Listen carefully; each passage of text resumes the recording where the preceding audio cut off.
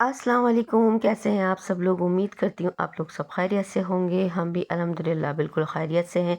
तो चलिए जी करते हैं अपने व्लॉग की शुरुआत। तो व्लॉग स्टार्ट कर रही हूँ मैं किचन से। कलर वाला कलर करके गया तो लाजमी सी बात है अब किचन को भी समेटने की बारी आई थी। तो हमने सारा किचन समेटा, बहुत ज़्यादा गंदा हुआ था। उसके बाद इसका फाइनल लुक ये आपके साथ है। किचन खैर मेहनत मांगता है, चाहे कलर हो या नहीं हो। तो मैंने सब कुछ समेट लिया था और कैबिनेट में सारे मेरे भर चुके थे सामान से, जो बाहर पड़ा हुआ था ना।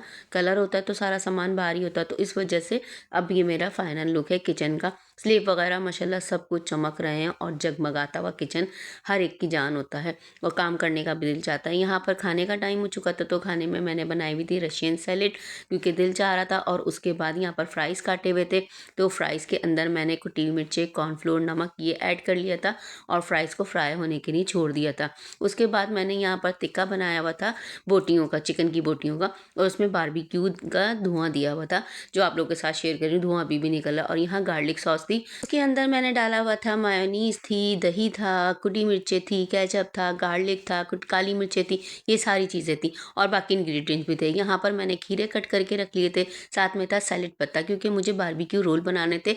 पूरी के साथ मुझे बारबेक्यू रोल बनाने थे। यहाँ पूरी पे मैंने सॉस लगाई हुई थी, खीरे लगाए हुए थे और टिक्का लगाया था। अब ये सारे मैं सेटिंग करके रखूंगी और उसके बाद इसके ऊपर मैंने लगा दी थी प्याज, लगा दी थी और इसे पानी में धोया हुआ मैंने पानी में धोई थी, नमक नहीं डाला था। बहुत से लोग नमक डाल देते हैं ना, तो वो सौगी हो जाती है और एक अजीब सा टेस्ट आ रहा होता है। तो मैंने सिर्फ और सिर्फ पानी में धोई थी और ठंडे पानी में इसको डिप कर दिया था, थोड़ी देर उसमें रख के छोड़ दिया था। अब यहाँ पे मैंने एक पे लगा दिया है सैलेड पत्ता।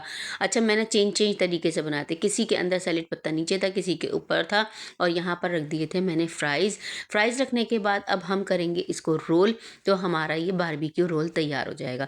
तो अलग अलग तरीके से मैंने बारबेक्यू रोल बनाए थे, एक तरीका नहीं था। तो मुझे जो अच्छा लगा था मैंने उसी तरीके से बना लिए थे। इसी तरह से सारे रोल बनाकर तैयार कर लूँगी, स्टेप बाय स्टेप करके। अच्छा, यहाँ पर मैंने आप लोगों से ये कहना था कि मेरी कोशिश यही होती है कि एक हर माँ की कोशिश होती है मेरी, क्या कि घर में ही बना कर दिया जाए। और वक्त भी अब ऐसा आ चुका है कि बच्चे जो है ना, घर का खाना कम बाहर का ज़्यादा खाने लगे। इतना ऐसा फ्लेवर डाल के देते हैं ना कि कुछ समझ नहीं आता कि क्या चीज़ है। बच्चों के चटखारे ना फास्ट फूड पे ज़्यादा हो चुके, सब्जियों से बिल्कुल बायकॉट कर दिया। तो इसीलिए मैंने सैलेड बनाई कि उसके अंदर ना सब्जियां होंगी तो ज़्यादा हेल्दी और अच्छी रहेगी। फ्रूट भी होते हैं उसके अंदर। तो ये बस वजह थी कि मुझे सैलेड बनानी थी और इस तरह से मैंने फ्राइज़ भी अंदर रख दिए थे और फ्राइज़ बाहर भी थे, जो बच्चों ने अलग से भी खाए। और इस तरह से ना रोल भी हैवी हो जाता है, तो बच्चों का अच्छा पेट भर जाता है। और फिर बच्चे क्या, बड़े भी सब चीज़ें ये वाली शौक से खा लेते हैं।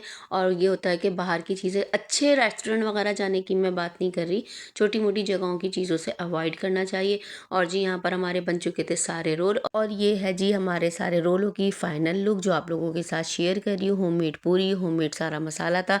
इंशाल्लाह ये आपके साथ शेयर करूँगी। उसके बाद जी हम खाना वाना खा के फारिग हो चुके थे, तो तकरीबन रात के 1:30 बजे हमारी स्कूटी आई थी, जो शोरूम से हमने मंगवाई हुई थी। असल में वहाँ पे सारा बल्क ख़त्म हो चुका था।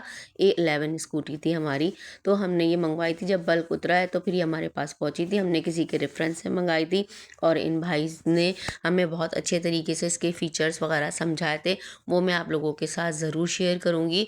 और इसका जो है ना तरीक़ेकार वगैरह मेरे हस्बैंड, मेरा बेटा समझ रहे थे, तो माशाल्लाह माशाल्लाह। और उसके बाद हमने ये स्कूटी अंदर खड़ी कर दी थी, क्योंकि टाइम बहुत हो चुका था। फिर मैंने सोचा इसके बाद आप लोगों के साथ जो नेक्स्ट व्लॉग शेयर करूँगी उसमें सारे फीचर्स वगैरह इसके आपको बताऊँगी, इसकी सारी चीज़ें बताऊँगी, चलने में कैसी है क्या है।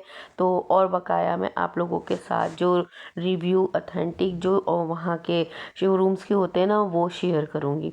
अपने तो ज़ाती तो थोड़े बहुत ही बता सकूँगी मैं, वो ज़रूर शेयर करूँगी। सैटरडे था तो हमने सोचा क्यों ना आज नाश्ता कुछ चेंज किया जाए, तो हमने मंगवा ली थी नाश्ते में हलवा पूरी। यहाँ पर हलवा पूरी हमने मंगाई तो थी, पर समझ नहीं आई, मतलब उसने अपना टेस्ट और जायका ख़राब किया हुआ था। हलवा पूरी का नाश्ता करने के बाद हम आ गए थे अपने ससुराल, जहाँ पर मेरे ससुर थे, तो उसी रूम में ही हम बैठे थे। अब तो वो अल्लाह को प्यारे हो चुके हैं, वो हमारे साथ नहीं है। अल्लाह ताला उनको जन्नतुल फिरदौस में आला मकाम अता करे। बस यहाँ बैठ के बातें वगैरह हो रही थी, गपशप हो रही थी। वो इसलिए हो रही थी कि जो स्कूटी दी थी ना, तो वो हम दिखाने के लिए लेकर आए थे। ज़ाहिर सी बात बात है, पहला घर तो यही है, नानी नाना है, फिर दादी दादा है। अब दादी दादा तो है नहीं, सिर्फ नानी रह गई हैं। नानी को भी दिखा दी थी, तो अब जाहिर सी बात है दादा का घर था, दादा के घर में चाचू वगैरह हैं, तो उन लोगों को दिखाने लाए थे। फिर उसके बाद आहिस्ता आहिस्ता करके फूफियों को दिखाने लेके जाएंगे। और यहाँ पर बस हम बैठे हुए थे, बोर हो रहे थे, तो मैंने सोचा आप लोगों के साथ यहाँ की वीडियो शेयर कर लेती हूँ। तो यहाँ पर ये स्कूटी चार्ज हो रही थी, तो यहाँ सब लगे हुए थे अपने अपने, कोई बाहर था, कोई इधर उधर था। बस ये सन्नाटा सन्नाटा सा हो गया। एक जो रौनक होती थी ना मेरे ससुर की मौजूदगी में, अब सन्नाटा हो चुका। जाहिर सी बात है, बस माँ बाप जो होते ना उनका कोई नेमुल बदल नहीं होता। यहाँ पर सब काम में लगे हुए हैं। अपने ददियाल की सबसे पहली बच्ची मेरी ही बेटी है, जिसने स्कूटी चलाने का मतलब बाइक चलाने का फ़ैसला किया। लेकिन ये है कि लड़कियों में, लड़के वगैरह तो बाइक आराम से चला रहे थे, और यहाँ पर इसके फीचर्स वगैरह देखे जा रहे थे, समझे जा रहे थे कि किस तरह से उसके चाचू वगैरह भी देखकर माशाल्लाह माशाल्लाह बहुत खुश हुए। खाना वाना खा के हम लोग वहाँ से निकले थे, तो रास्ते में हमारी तरफ रेस्टोरेंट पड़ा, तो जाहिर सी बात है मीठी की क्रेविंग हो रही थी, तो हमने रास्ते में से ये ले लिया था वॉफ़ल। और वॉफ़ल ये बहुत मज़ेदार फुल लोडेड होता है, और इसके साथ हमने ली थी वनीला आइसक्रीम। लेकिन हम 3-4 बार खा चुके हैं ना, तो उसके साथ हमने पहले ब्राउनी आइसक्रीम ली थी, वो हमें ज़्यादा अच्छी लगी थी, पर उनके पास ब्राउनी आइसक्रीम ख़त्म हो गई थी, तो हमने क्या कहते हैं वनीला ले ली थी। ये भी अच्छी लग रही थी, लेकिन उसकी जो बात हो थी ना वो बहुत अलग थी। बहरहाल अल्हम्दुलिल्लाह, अल्लाह का शुक्र है। और उसके बाद खाने के हम आपके साथ जो है ना स्कूटी के रिव्यू शेयर करेंगे, जो ओरिजिनल शोरूम के रिव्यू है ना वो आपको देंगे। तो आइए सुनते हैं। जी अस्सलाम वालेकुम। आज हम बात करेंगे A11 की प्राइस के बारे में, इसकी टॉप स्पीड और इसकी रेंज के बारे में। जैसे कि आपको पता है मेरे सामने A11 मॉडल खड़ा है। इसकी टॉप स्पीड की बात करें तो ये 35 टू 45 किलोमीटर पर आवर की स्पीड से चल सकती है। इसको एक दफ़ा आप चार्ज करेंगे तो ये 65 से 80 किलोमीटर की रेंज आपको प्रोवाइड कर देगी।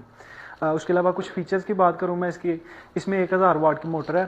आपको मैं दिखा सकूं तो इसके ट्रंक में काफ़ी सारी स्पेस है, जैसे कि आप की से इसको अनलॉक कर सकते हैं। देख सकते हैं इसमें काफ़ी सारी स्पेस है। यहाँ पे ब्रेकर है, इसका सेफ्टी ब्रेकर है। ओवरऑल इसकी अगर मैं लुक की बात करूँ तो आप देखें कि इसका एक खूबसूरत मीटर है जो कि डिजिटल मीटर है। इसके अंदर आपको बैटरी सेल शो हो जाएंगे, आपके कितने किलोमीटर चली है और कौन सा स्पीड मोड आप चला रहे हैं, 2 है या 1 है। ठीक है जी।